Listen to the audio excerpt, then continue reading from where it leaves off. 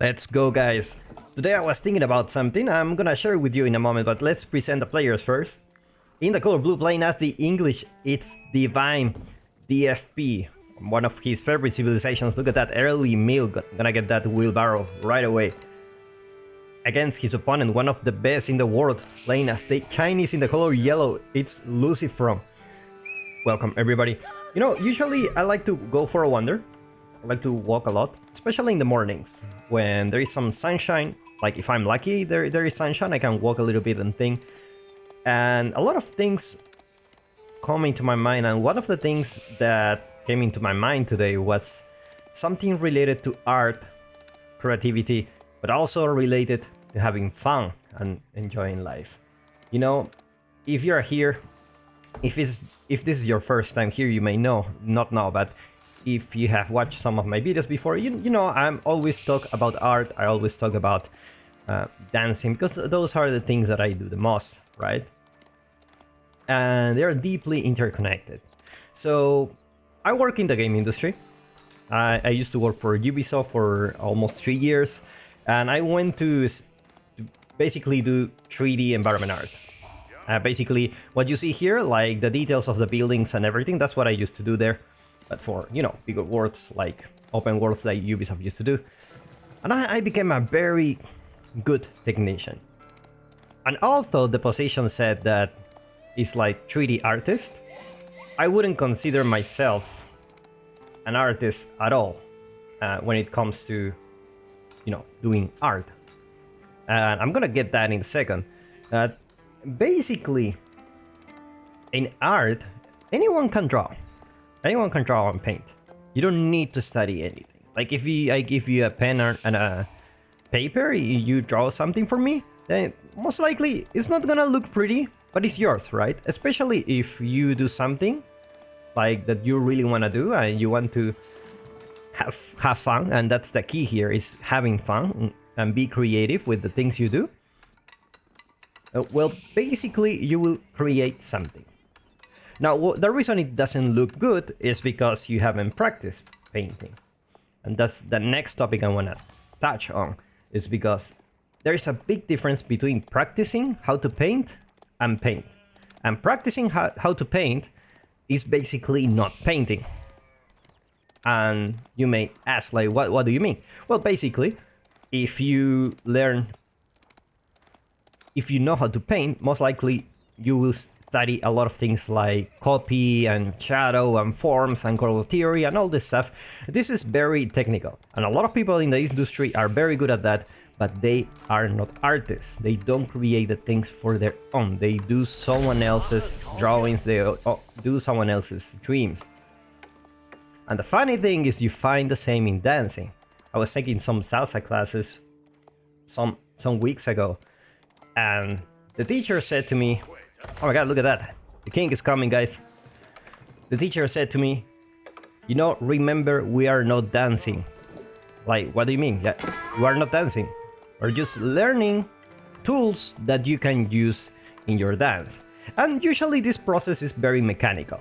And that's the key here. Same as painting, this process can be very mechanical. It's very, like, it's like math. Like, you don't change things. That's the way they are, and you need to practice like that. And same as dancing, anyone can dance, anyone can have fun dancing, anyone can just do whatever move. Now, if you learn this move, you're not dancing, you're just mechanically remembering stuff. And you know, a lot of people think, oh, I'm dancing, and you see a lot of dancers that they're very good technically, but there's something there. It's like you don't see the enjoyment of things. And when you combine those two, when you have a really good technical dancer and you have a really have a guy who enjoys a lot what he does, he's also having fun, then what you would call is like, oh, that's amazing, right? Because when you dance and you don't know what you're doing, basically it's chaos. And when you know what you're doing, basically it's order. So art ends up being this thing that is controlled chaos, right? So Why do I tell you all this? Well, it applies to everything in life. Like even playing Age of Empires. Like, do you play to learn? Or do you play to have fun? And both things have their own answer. And,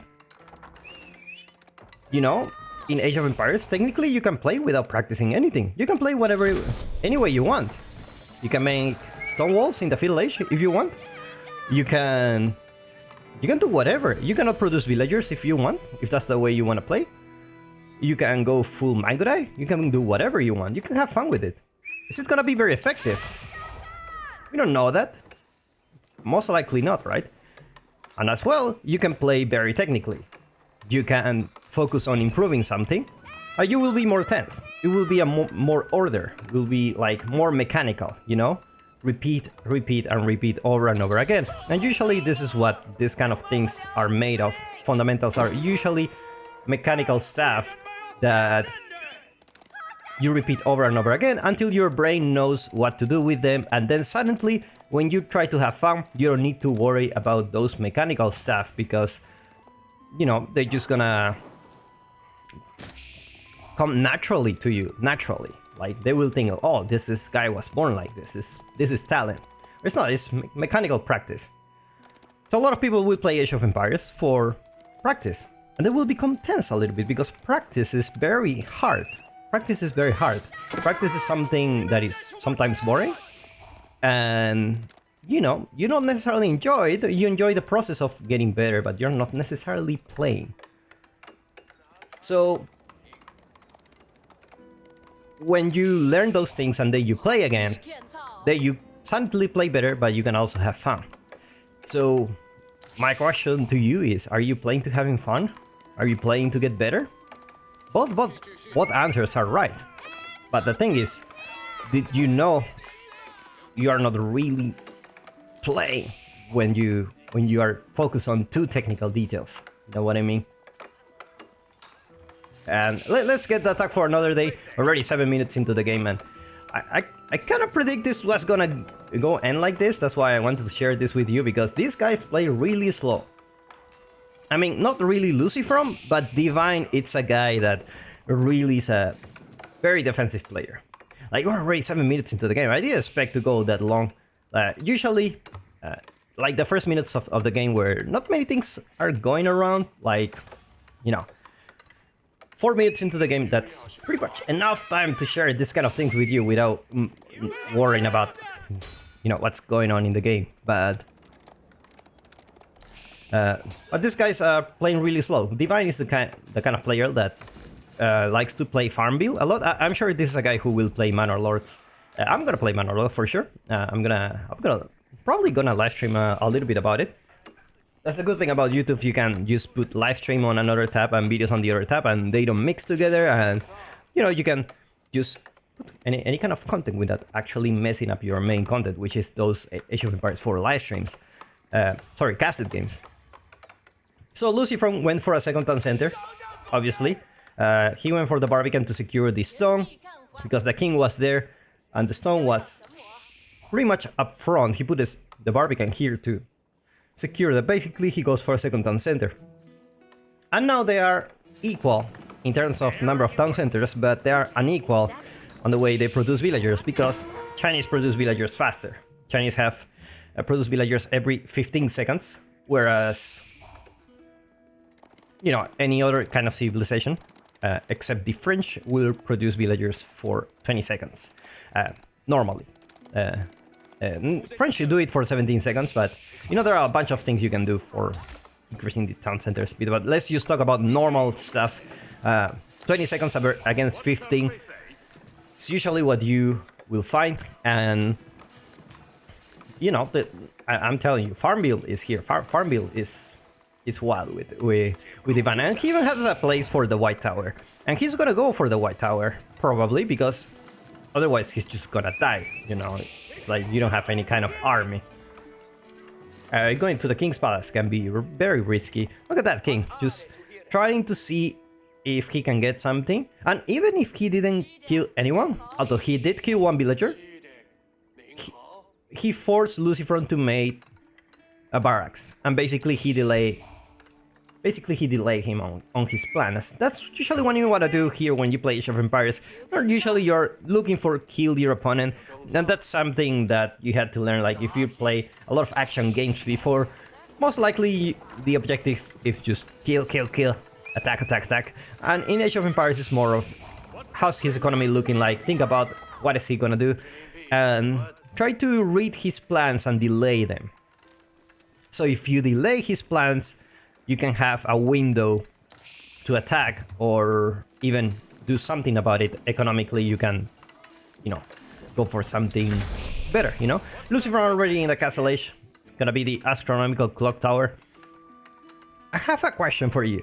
Do you think Astronomical Clock Towers should be the way to go? I mean, it's a free siege engine workshop. Siege workshop, siege engine. Oh my god, what I'm talking about. Look at that king already. Castle Age King. Let's see how he deals with the spearman. Okay. I'm gonna be doing very well for him.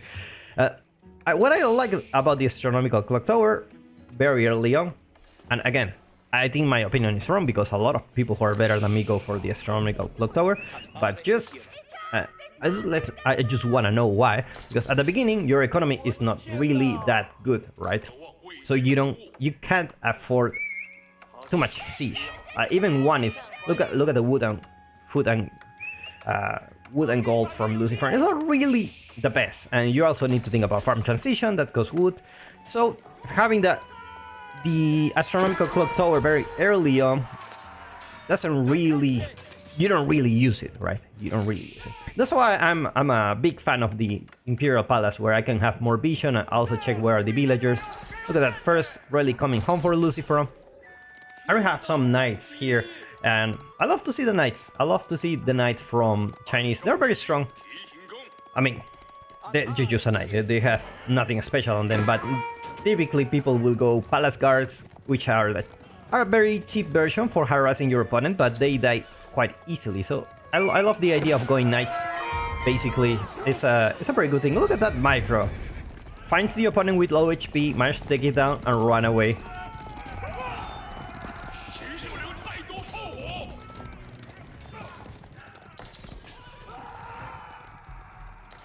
So it's gonna be pretty much Lancers for bot players.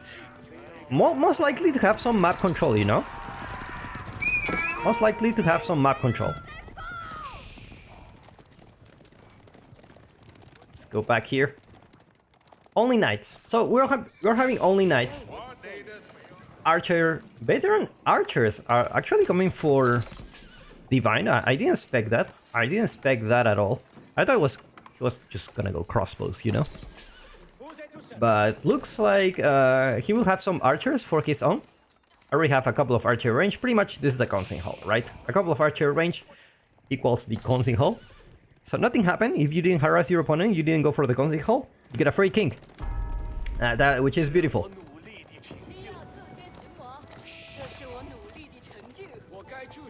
Two relics already at home for Lucifer. He's gonna get the third one already. The third one coming home, and this one should be pretty safe, leaving Divine with only one relic, which is really bad for you.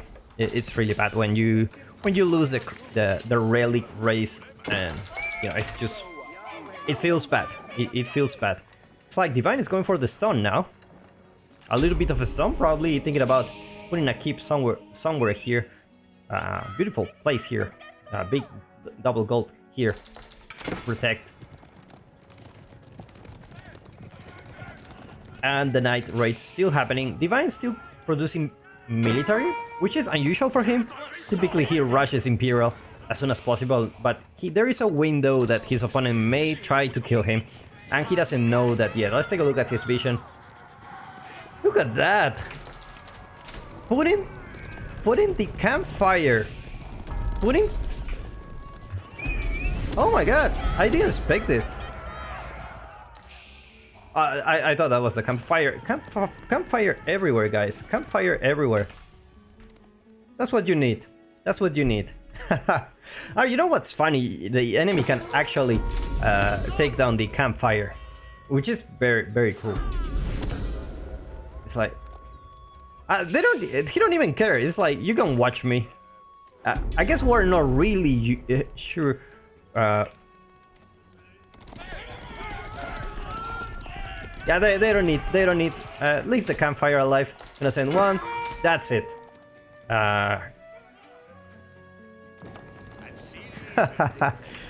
Oh my god! I didn't expect to see this. I didn't expect to see this at all. I love it. Let's go back to the original UI. So let's take a look at Lucy from. We're really thinking about the farm transition. Lovely farm transition. It's usually very hard thing to do as a Chinese. Like you need, there is this window where you are really vulnerable. And luckily for him, his opponent is not the kind of opponent that will go with a huge army to try to harass you. But you know, this is the kind of thing where you can tell where the player is a good Chinese player or not. Is his farm transition. There you go. A couple of Nestos beats out already. Now, another reason why I didn't like this astronomical clock tower is because I cannot supervise the buildings, and sometimes I need the siege now. And having a siege workshop and having the Imperial official there is just like I'm gonna pump those nest of bees like crazy amounts. Barbican, not upgraded as always. Nobody upgrades the Barbican. That's the harsh truth of things. Almost no one upgrades the Barbican. Everyone forgets. It's like cannon slate emplacements. That's hand cannon emplacement is like no worries.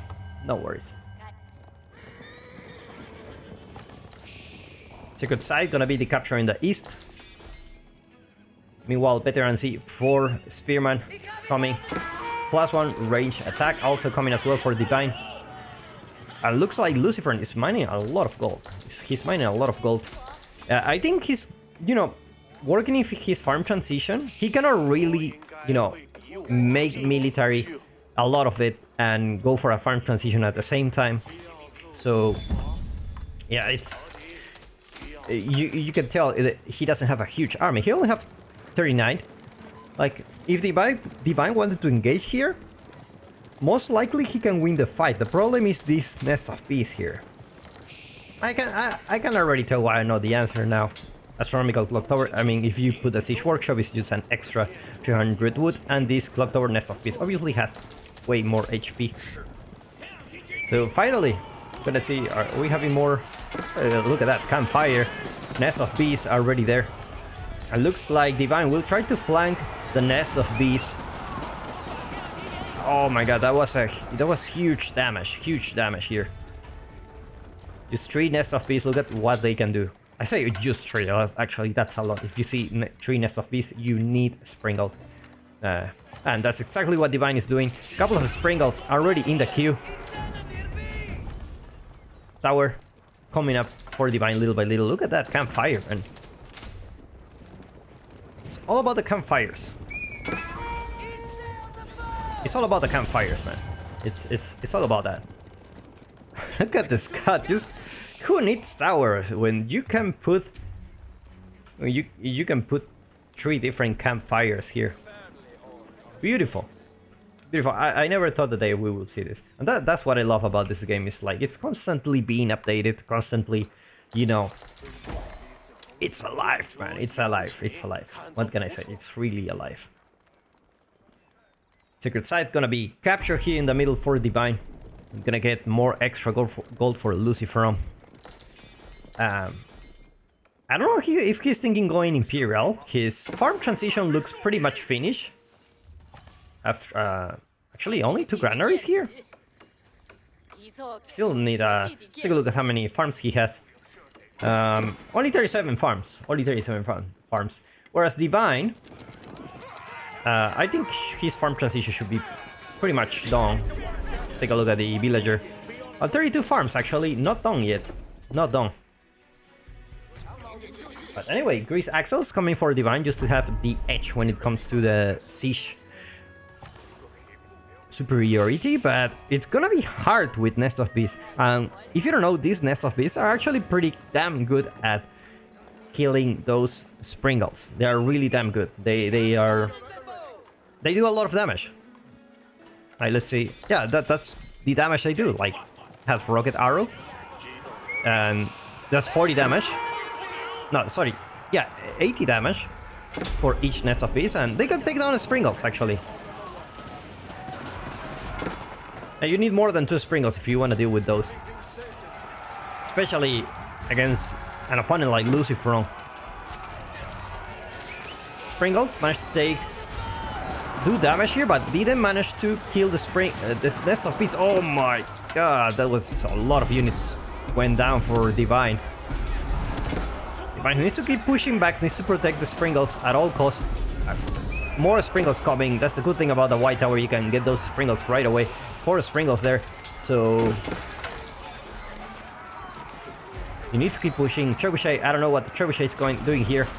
Oh, looks like there is a keep coming for Lucifron in the middle just to secure the gold in the here.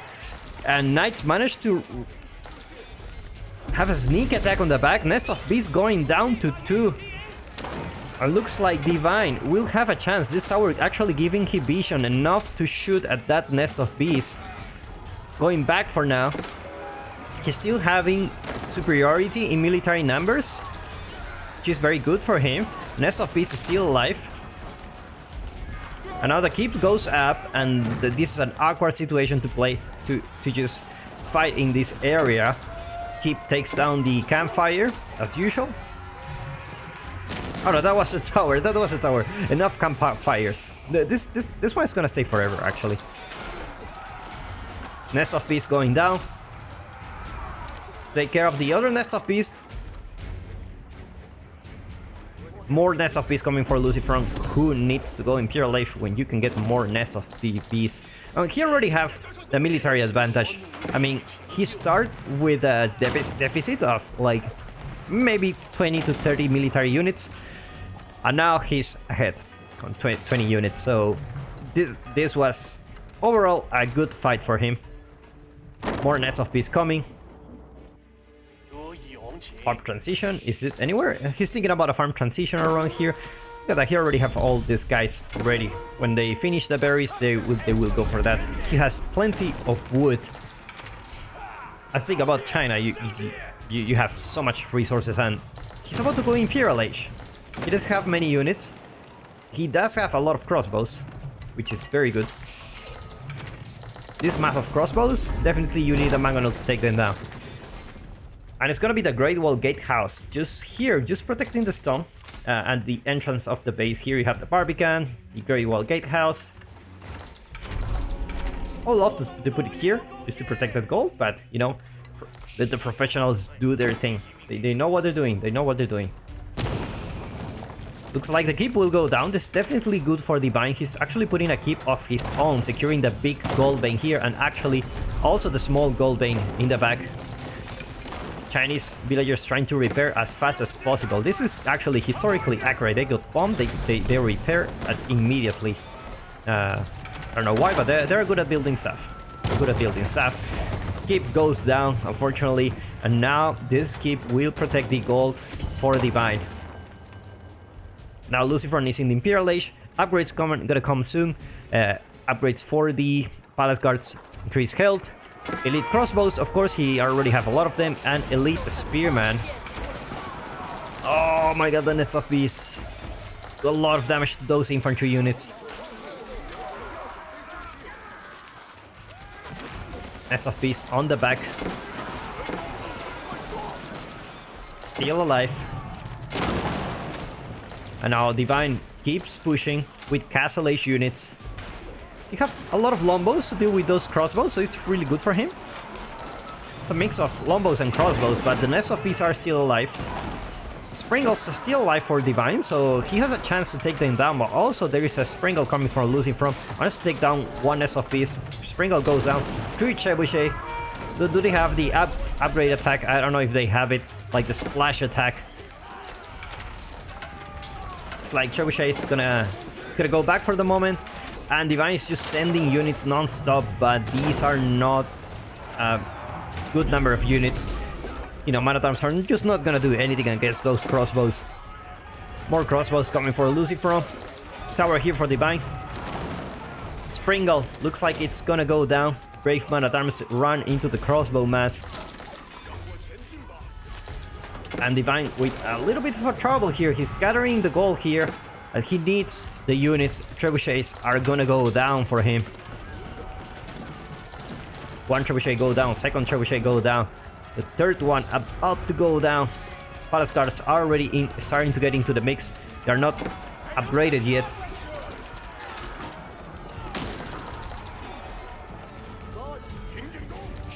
Let's start mining gold here. Those are brave villagers, for sure. And Lucifer keeps pushing, slow but steady. He's pushing into Divine space. Campfire is still alive. And these crossbows are just melting everything they see. Especially those man-at-arms, they don't have any chance. They get a one-shot. Villager attacking and Divine taps out. Well played by these two players. Hopefully you're enjoying this one. I put a link in the description where you can just follow those players to watch their content. I'll see you in the next one.